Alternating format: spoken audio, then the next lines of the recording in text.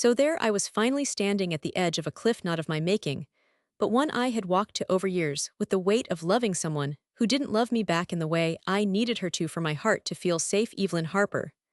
That's my name. 39 years old now, but I was 28 when the darkest and most life-shattering chapter of my life began.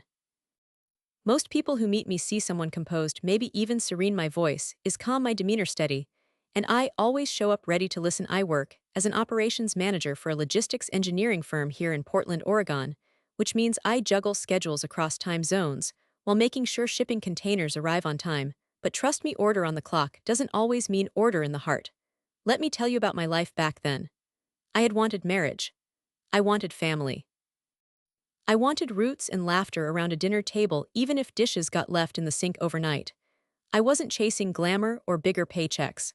I just wanted love to last, and I thought I had found it in her. Her name was Leila Stewart, and when I met her, she was the kind of woman that made your chest ache in the sweetest way. Her smile was rare but brilliant when it came. She was quiet like me, not shy, just thoughtful, and she'd laugh in long, low tones that made you feel like you were inside a secret joke, just you and her.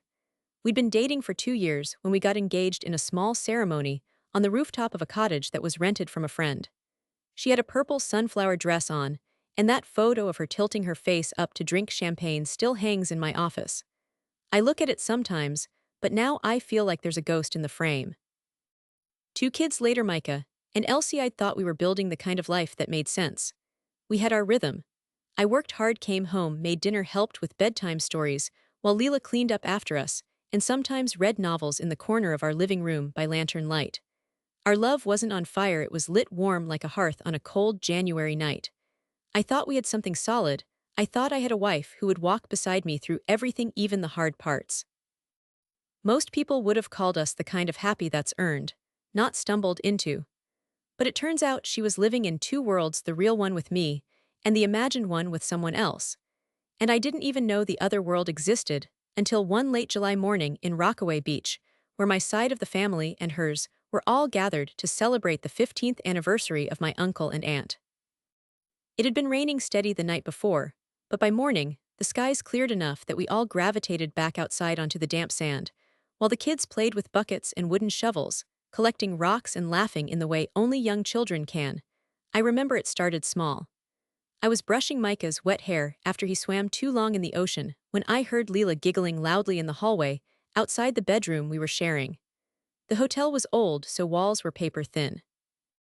At first I thought she was talking to our daughter and my cousin, or maybe just making fun of how cold the water was. But then I heard the word handsome wrapped in her honeyed voice with no mention of family at all. That's the thing that stuck in my mind afterwards. I didn't have much time to think about it that night because Elsie got sick from eating some leftover shrimp wrap that sat out too long, but the feeling came back that night when we were finally alone, and Leila said she was going to take a quick warm shower to calm Elsie's nerves. It was during that hour when she had the bathroom to herself that paranoia began crawling back in. I mean, Micah and Elsie had already forgiven me for being the grumpy cleanup dad all evening. The kids were asleep. I was tired yet strangely awake. I looked at the small brown oak bedside table where we left our phones charging together side by side. Hers was right there, but the light blinked red a few times like something was pulling her attention. The signal was low. Stephen, her coworker, had driven out last week. I remembered them chatting in a way that didn't quite fit normal open lines of professional talk, like they knew a shared joke that was locked away from the outside. I didn't look into it. I wanted to believe her words weren't whispers of someone else's name. But eventually, the crack opened wide, and I held her phone one night after we'd argued about me being too quiet or too serious, like I had to carry the weight of the world on my shoulders. She was scrolling through something, then snapped the screen closed. Not quickly. Just, definitively. That suspicion is like poison if you don't know for sure. You try to pretend it's not there, but it coats the back of your tongue. Haunts small spaces around the house. It wasn't until the very next week, when I was catching the midnight shift of driving back to Portland from Bend, that something snapped into place in my brain. I had a friend at her company. He said he saw Stephen buy Leila a smoothie from the truck barista outside, when nobody else needed one. I stopped by a gas station bathroom to empty my thoughts before finishing the drive home, and when I washed up I saw myself in the mirror, and realized that all my calmness was built on blind trust, And I was lying to myself. The aftermath. I can't remember the exact order of things, but it ended with me breaking into her phone and finding those messages she sent to Stephen over weeks. Hundreds of them. They were flirtations wrapped in casual texts that painted something much deeper than just a lunch break joke. He was talking about touching her, lifting her hair, asking her how easy it would be to take Micah for an afternoon so she and him could be alone in the house.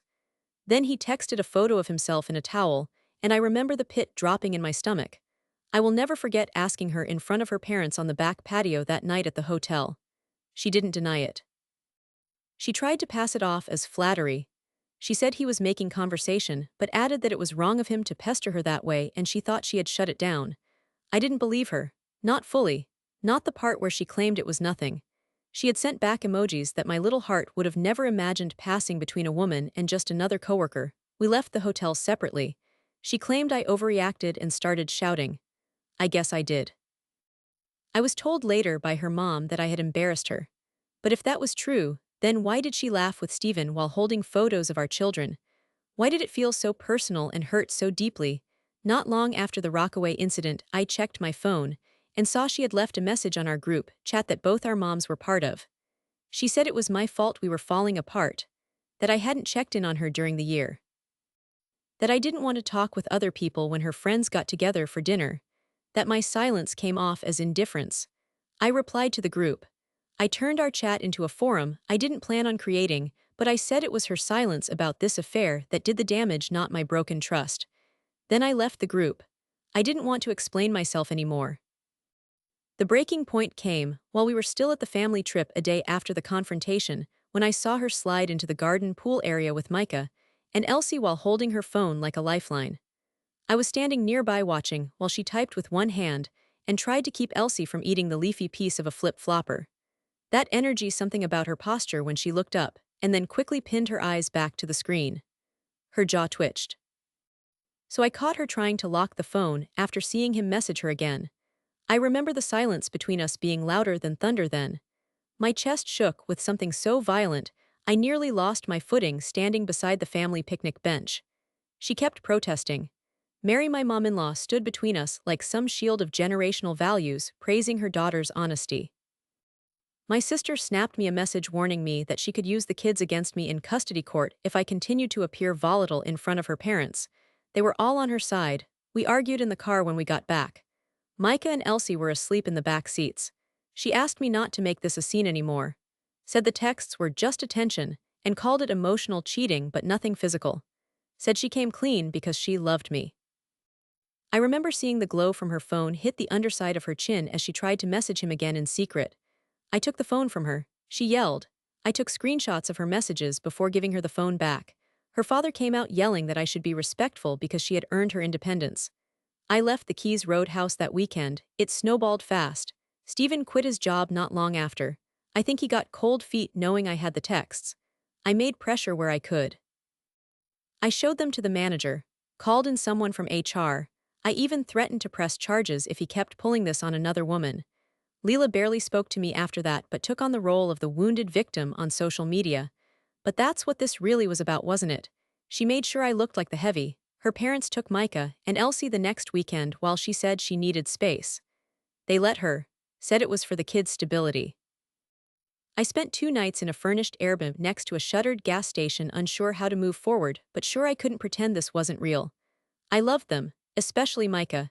He had asthma, and I was the only one who knew how that inhaler worked on Saturday mornings.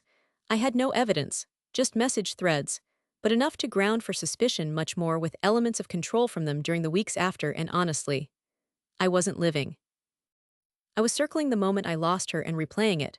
Eventually we went through mediation, not because she wanted to fight this, but because she wanted a legal line drawn and I wanted the truth to be something we stood in together, not under interrogation. The counselor talked about boundaries and surrendering power.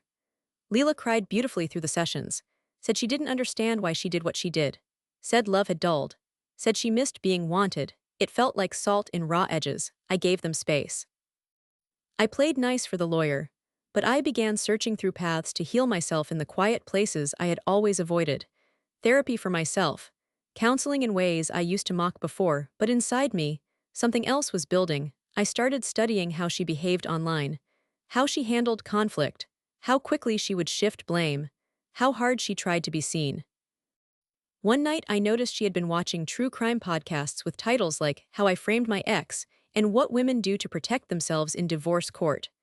That chilled me. The lawyer told me not to obsess. Said the texts alone weren't enough. But what happens if they become more than messages? I came up with a plan and it started slow. I set traps designed for her mind, not her body. I made sure every hotel booking, every message I sent her about delivering the kids and ground rules followed the law. So clean it would shine in court. Then I bought a small recording device before it could be traced back to me. The kind that sticks to a surface. I put one in the hallway drawer where phones charged, and she rarely used her laptop, which gave me the opening to install a hidden program that could capture running apps and keystrokes if she used it. It wasn't about revenge. Not yet.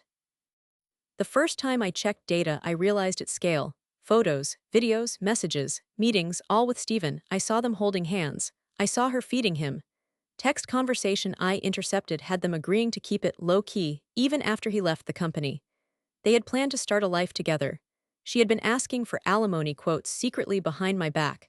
We never stopped living in the same house, though. That's when the idea really began. To not just fight her in court, but to ruin who she really was, to take away her illusion of control. I began playing into roles, moved back into our home. She resisted, but the kids wanted me present. My father told me he believed her, but told me that real men didn't cry about this stuff. Silence ground my bones further into this waiting storm. Then she started dating again publicly. And that's what lit me. Micah and Elsie were still so young and still mine when they slept, but during waking hours I watched how fast their mother rebuilt her life, and I knew what she'd do. Change the locks on the house while I was at work, cancel our dog walking sessions. Micah's too old to play with her. And test the custody waters in her favor. Put me back into the apartment she used to describe as a jail while we were dating. That woman tried to lock me out both literally and emotionally. Once she blocked me on text the day Elsie got flu symptoms. Her family rang me and said I wasn't helping by making scenes wherever we all met, so I stopped pushing. I stopped screaming. Instead, I played the good father and molded myself into someone invisible. The plan took a different shape, not the proof but the pressure. I didn't just gather data anymore, I created moments. I gave the impression that I was softening. I laughed at her sister's wedding joke. I helped pack food for the kids while she cooked spaghetti until her eyes flickered with discomfort. "You've changed," she told me once we sat outside after guests left. "You're not angry anymore," I smiled. "I've found peace in a few things," she cried. Real tears, every time someone mentioned me as the one who moved on gracefully. Or how I handled everything like a grown-up even though I was hurting. People saw it like that, but what they didn't know, I didn't heal. I played chess with silence through their white lies. In one of her walk-off moments with the kids when she headed to Redmond for a wellness retreat weekend, I called up one of her oldest friends named Candace. I had met her back when we got engaged, and she liked to say I was the calm river who helped Leela not boil every time she got too hot to the touch. I phoned her after a week of emails and jokes. We had coffee, and she told me in 4 sentences how many guys Leela had messaged back when we were fighting. How many drinks she ordered after telling Micah bedtime stories. What she asked for when she got lonely. How she complained about how cold I had become but in the same breath marveled at how easy it was to make him the villain in open conversations. Another trail opened in me. This one had teeth. And that's when I reached out to her, the young woman. Callie, the receptionist from Leela's salon who she met at a charity fun run 6 months before the family vacation. I had read about her in the texts before Rockaway. "Hey, want to get coffee?" "Sure, why not? I just ran 13 miles, I smell, but maybe I can wash up before." They were casual at first but quickly turned electric. Leela had told me she never met her because she was into women. And she hadn't, until she needed someone who didn't know our family, who couldn't judge her game from years of gossip. Turns out Leela came to Portland career festivals with Callie and spent long nights at her place after I canceled our dinners because of unexpected call-ins. I found cat photos sent as metaphors, beds pulled closer, kisses disguised as friendship, and one message that stopped my breath mid-inhale, "You gonna let me call you Leela's for the next 3 weeks or longer?" That was the kind of casual cruelty she fed herself. I met Callie face to face. Pretended to be an investigator for a legal campaign. She met me at a downtown cafe called Align. She didn't blink when I asked to see recent photos and messages between her and my wife. She didn't know it wasn't legal. Only that she thought she loved her, the plan started bending its rhythm. Then Mark, her dad's financial agent, noted a secret withdrawal she made from both our joint and separate accounts. I shared that with our mediator and the court. It shifted mediation in my favor. Then another tangle, an out-of-town credit card charge on a Friday night in Salem when she said she was closing a charity gala in Oregon City. I didn't expose those details. I stored them for when I knew they'd kill her chance at a clean win, because I wanted to not only prove she had committed emotional and near-physical betrayal, I wanted her to lose everything today if she wanted to lock me out. I would not just reclaim my space, I would turn the locks back on her. So for 3 weeks I played along, changed addresses, aided in custody movement with the kids, bought her lunch at the vineyard place she loved, let her cry on my shoulder, let her thank me for being supportive even as she moved toward divorce, not marriage, and while I leaked nothing, I prepared everything. Court moved months into the future but not before she assumed full custody. I filed for shared. Everything changed one Saturday when I brought breakfast croissants and books to the kids during their supervised drop.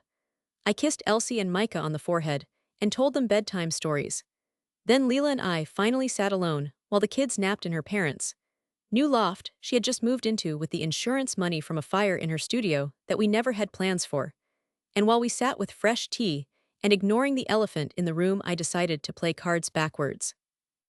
Instead of calling her something she wasn't, I asked her how she could think I didn't want her body anymore if I still made the effort to be charming, to connect, to write letters, that I had plenty of things I was saving for her. When her cheeks flushed, I knew she expected me to beg. Then I showed her the footage. I flipped open my laptop. The screenshot was from the night Stephen visited the house. Her townhouse in Peaks View, lights on, watched silently through an app installed on her old Android. I clicked the photo straight from backup. You could see them upside down on her bed, reaching for each other. Laughing, she hadn't deleted this one, she had backed it up under Cloud July. The silence lasted longer than I even estimated. I clicked forward. A second frame, her and Callie in a car, hands low on leg. Text from Callie saved on the cloud, too caught by the software. My Leela, my life, what if we run? Another click, another day, another secret, and then the final file. An audio show approximately 2 years earlier, when Mark the financial agent had questioned her behavior during an evening coffee down near Clark Park, she tried to tear the screen off with her hands. I turned it so the kids wouldn't see. But the anger that left her lips sounded like something higher than crying. Raw, mean, resentful. She called me frustrated and controlling. Then I noted her shaking hands. The way she coughed and sat back like she realized she had just dug herself deeper into public scrutiny. Then I handed her the USB drive. The one with everything. Conversations, her iCloud polls, Stephen's resignation video, Callie's secrets, the unfiltered truth, and here's the twist. I'm not going to use this, I said softly. You are, she stared, not accusing me, not denying, but just this slow confusion. Everything's copied to every person you've claimed was just a friend. It's in the hands of your lawyer father. Soon it'll be on our mutual friend group. You can try to use he gaslit me in social media, but by the time this wave hits you, the beach will be empty. Then I stood, patted her shoulder, smiled and said, but good luck building your life without the kids to fill the spaces you can't love anyone else in. I haven't heard from her since. Micah says her name missing when he talks. Elsie still builds windows outside the house to look for her to this day. I know they still love her and probably always will, but something in me broke that beach morning, not because there's proof, but because I saw how fast she moved on when she thought she wouldn't be caught. In the end, she got the piece of the divorce, but I got everything else, the house, the girls, my name cleaned all the way through. Slowly and with grace from the court hearings, she built her downfall herself. Once her friends saw the emails, went through the receipts, and understood how many near-explosive truths she stood on. Most withdrew, not just from court appearances but from family. Her parents tried to help, but when they realized the alimony she secured was based on false claims about my salary and property history, they took a check they had written me and begged me not to sue. Some say love is patient, some say love looks away when it aches. Maybe both of those are true. But the kind of revenge that kills the most is the one your enemy doesn't even feel coming. She'd built herself around being the victim until I made her the accused. And now when I sit outside by the fire, and Elsie flips through a book or Micah practices piano, that one tiny moment where the house goes quiet still stings, but not as much. Because the scars of being lied to by someone you trusted aren't just reminders, they're decisions. And I decided to make sure they never gave her an inheritance of peace. She wanted to be happy. I built her a prison out of her own footprint. Revenge isn't always loud. Sometimes it wears the face of silence. Sometimes it's a father who listens more, lets his children laugh more, lets them sleep, lets them feel safe while clearing the fog with steady hands, and every now and then, it's letting someone live long enough to see their own reflection in the mirror and hate it.